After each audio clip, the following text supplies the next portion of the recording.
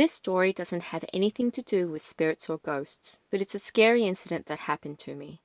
I'm worried about my identity being found out, so I'm using some fake details and using my mum's phone to write this. I live in the Kanto area with my daughter, who's in the 3rd grade of elementary school, and my mother. My father passed away some time ago. My husband goes away for business often, and he's mostly only home on the weekends. I lived here from the time I was in elementary school through to middle school. For high school, we lived in a different area due to my parents' work. We only moved back here a few years ago. One day, I was looking online for some information around my area and came across a sort of discussion website. It had different activities for different elementary schools and middle schools around the area, and people writing comments like, "Good work on the sports day, guys. Looking forward to the PTA volleyball tournament. Love so-and-so elementary school and so-and-so teacher," etc. When I found the elementary school my daughter goes to, I saw the following comment. "There's a girl in 3rd grade that I'm interested in." This happened to coincide with my daughter's grade. At first, I thought it was another kid from the same school that posted it, so with a slight smile on my face, I thought, I guess they're at an age to start noticing the opposite sex now. But as I continued to read different posts made by this person, I started to notice a few eerie details. She was wearing a pink-colored t-shirt and denim shorts which looked really great on her. She looked so cute. She had her hair up in a ponytail for the first time today. I wonder if her mum did it for her. It looked good on her. Her mum's pretty stylish too. She looked so cute in that dress too. The colour suits her well. You're always walking with your mum. You two must be really close. It went on. The details of her clothes, her hairstyle, the dates, they were all so familiar. For a while, I chalked it up to the fact that I was being paranoid and it couldn't possibly be about myself and my daughter. Until a few weeks ago, when these comments matched my daughter to a T. This person had written a comment every day except for the weekend. I instantly felt sick to my stomach and reported it to the website admins. After this, the comments were deleted, but this person continued to post new comments. It was extremely disturbing, but because they were just online posts, I couldn't do anything else. I talked to a few friends of mine about this. Everyone took it seriously, and they took it upon themselves to report it to the admins of the page too. We discussed the matter together, and all agreed to keep an eye out and be vigilant. Honestly, my daughter isn't the drop-dead gorgeous kind of girl. Not the kind of girl you'd do a double take when you pass her in the street. Of course I, as her mum, think she's the most beautiful girl in the world. But she is a little bit on the chubby side, and I think there are many other girls that are cuter than her. She has a round face, and overall she's a big girl, but her facial features makes her look like a little girl. She also has nice white skin. For example, you know the girl that became hugely popular called Main-chan? My daughter isn't like that. If she was like Main-chan, I could understand someone potentially noticing her like this. So again, I told myself that it couldn't be about my daughter. But after a while, there was a comment on the site. "Aya-chan is so cute. I love her. I was finally able to take a photo of her. I'm gonna treasure it." It finally dawned on me that I couldn't play it down anymore and told my husband about it. We both contacted the admins of the website and decided to go to the police who specialize in cyber crimes. We figured it would be too late if we waited for something to happen first, and also because I walked my daughter to and from school, and at this point I was quite afraid. After this incident, the specific bulletin board on the website got taken down, but the last comment saying this person had taken a photo of my daughter gnawed at me. I was worried her picture might be online somewhere on illegal websites. Around that time, a friend contacted me asking whether I was on a certain social media platform, to which I said yes. She then proceeded to ask whether I have an account with my daughter's profile, but under a different name. Of course, the name was different, and I never posted a photo of my daughter before, and that's what I told her. But she told me someone had uploaded a photo under a different name, so I went to go look, and sure enough, my daughter was there.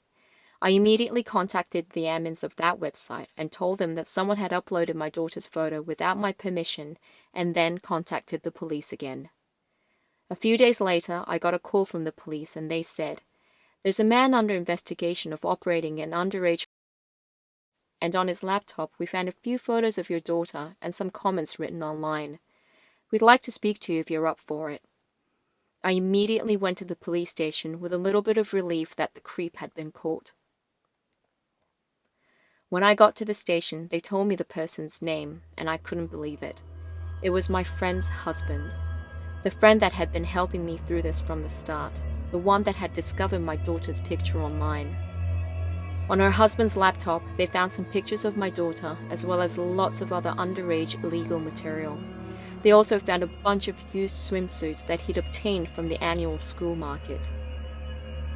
I'd met her husband before and had spoken to him several times, so I was literally reeling from the shock and took me a while to recover from all this. But the ones that suffered most was his family.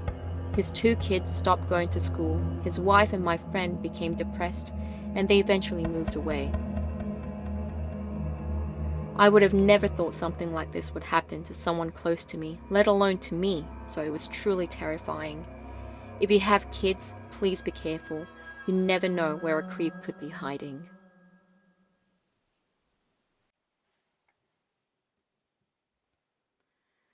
Apparently, this is a true story, and it was even in the newspapers, but I've never seen it in print, and I don't know how long ago this happened.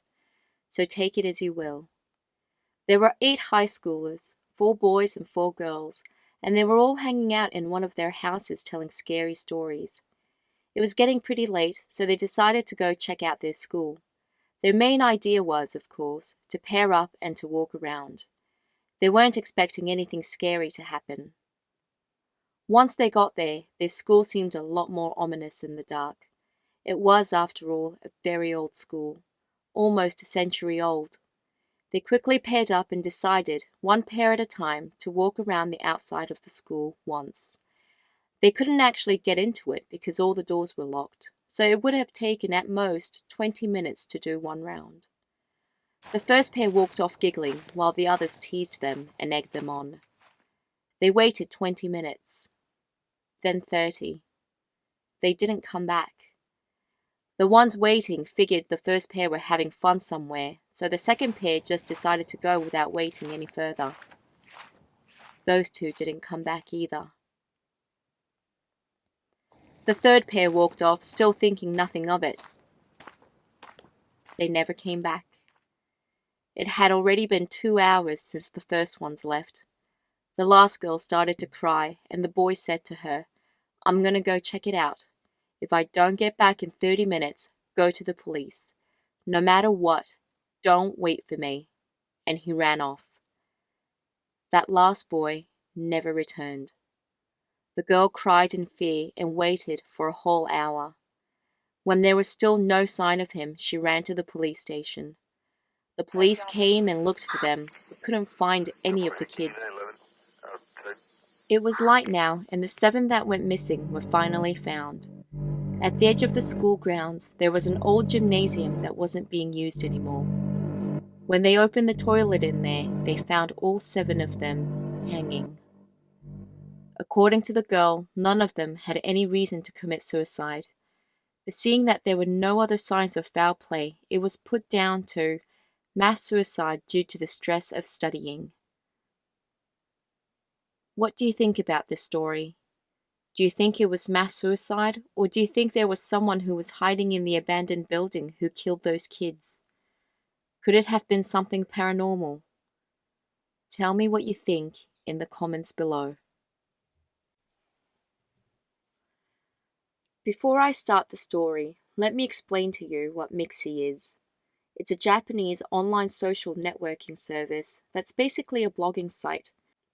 People essentially write diary entries and connect people through similar interests and can become friends through this site, sort of like Facebook. Now let's begin. This happened 5 years ago. I still don't really know what happened, and it's traumatized me to this day. 6 years ago, I met a 25-year-old woman on Mixi. Let's call her Atsuko. We exchanged a few messages back and forth, and after we met a few times, I started to fall for her and we started dating. I was living in Tokyo and she was living in Osaka, so it was a long-distance relationship.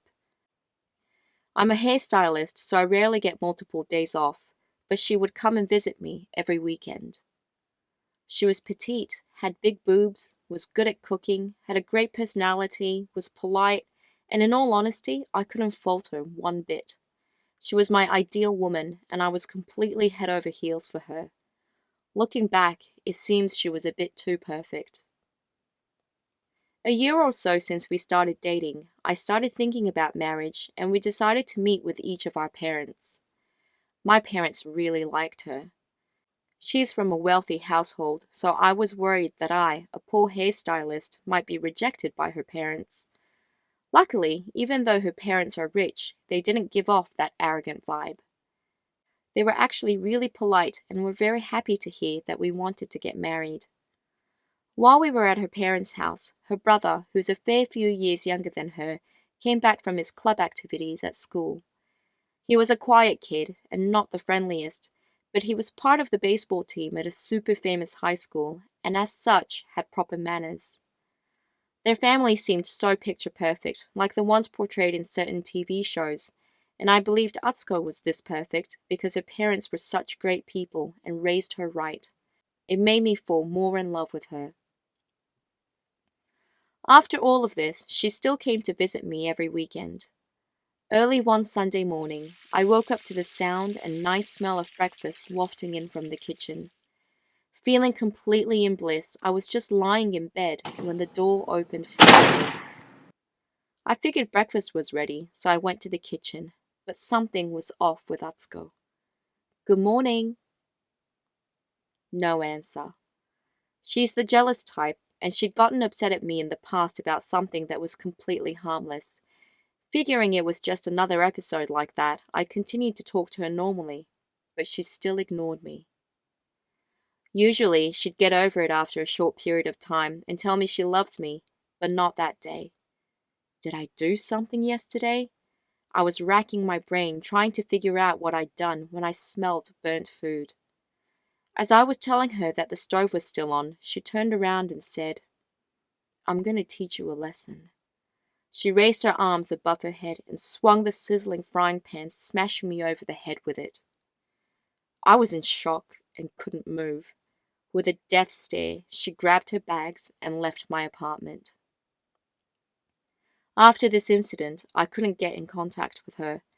Thinking rationally that I must have done something to upset her the day before, I desperately wanted to see and talk to her. But it's from this time that things turned weird. When I tried to call, I found out that she'd disconnected her phone, so I couldn't get through to her that way. My next step was to contact her work. When I asked for her, I was told that no one by that name worked there. I then went to her apartment, completely empty. I proceeded to her parents' house. No one was there. Their nameplate at their gate was gone, and it was like no one had ever lived there.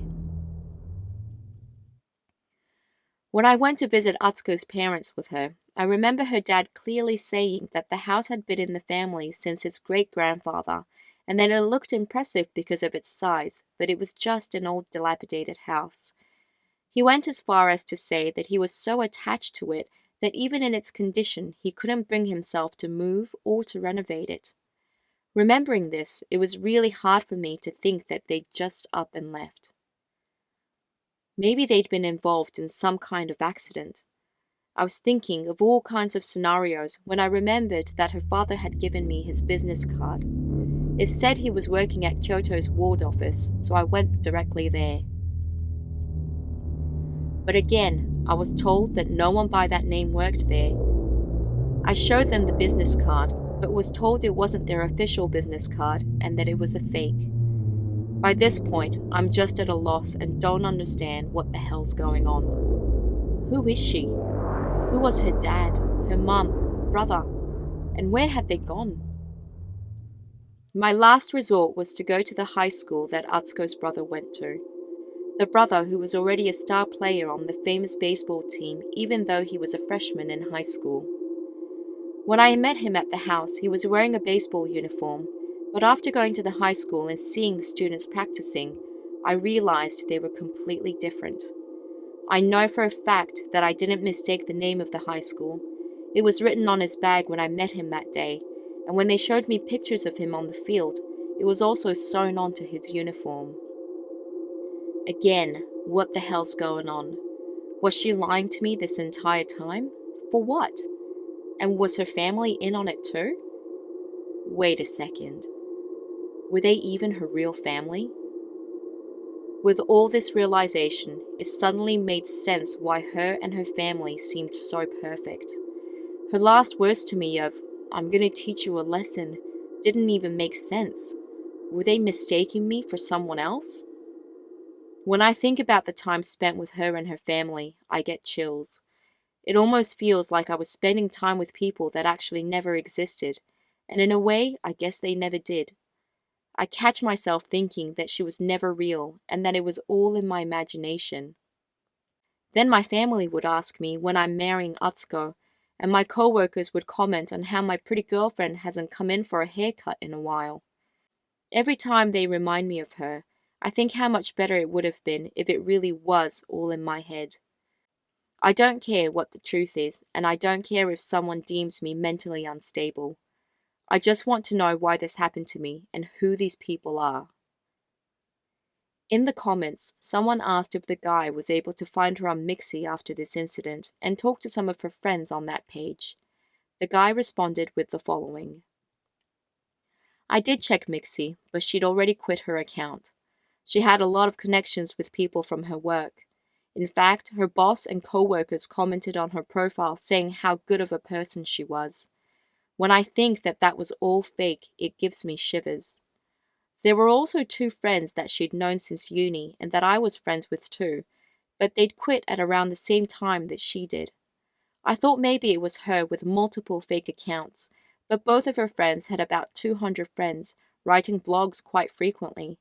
One of them was living in China, and she'd upload photos from where she lived too, so it's kind of hard to think that it was a fake account. She might have been pretty and perfect, but all of that wasn't worth any of this. I hope you enjoyed my very first video. I'll be releasing a new one every week, so if you liked what you heard, please don't forget to like, subscribe, and share, and hit that notification button while you're at it. See you again next week. Cheers!